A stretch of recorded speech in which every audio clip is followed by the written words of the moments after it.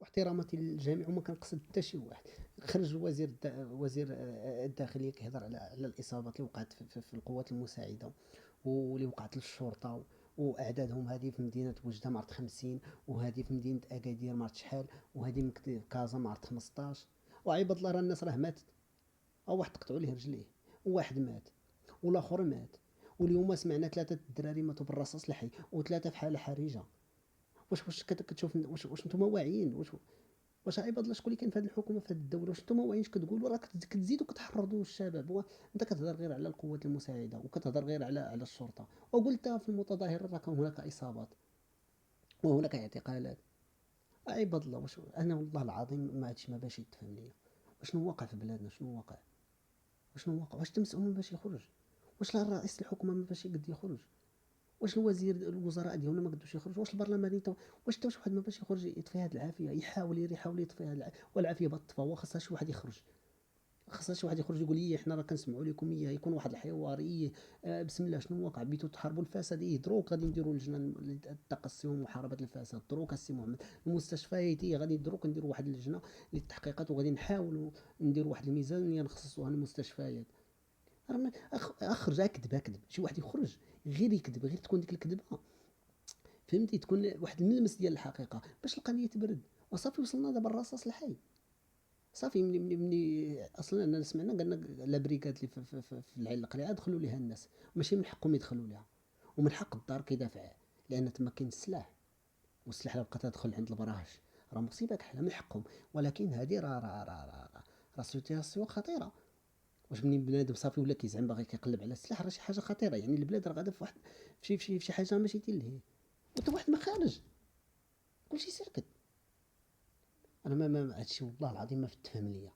واش كاين شي انقلاب على الملكيه في المغرب؟ راه حنا مغاربه كاملين ملكيين.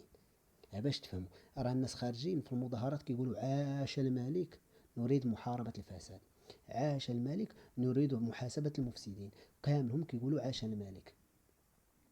واش كاين شي انقلاب بطريقه ما على الملكيه في المغرب بهذه الطريقه؟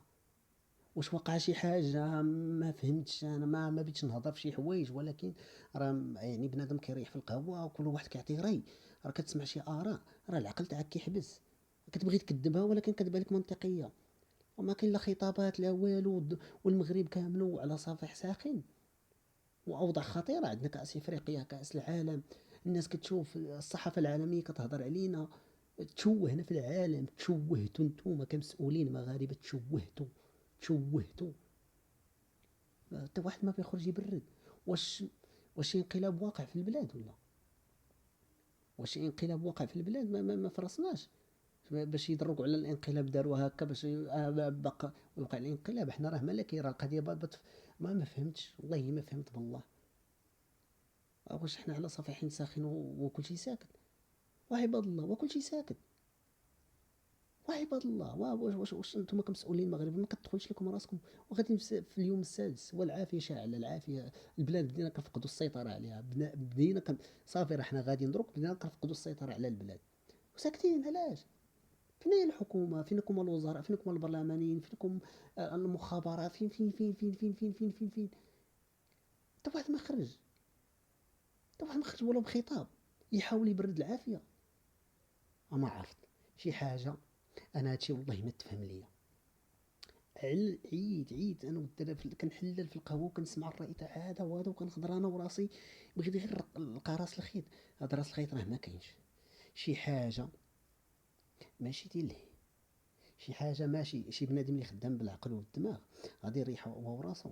هاد صحاب الديسكورد شكون هما؟ كيفاش تجمع هاد بنادم؟ كيفاش هاد الوفيات؟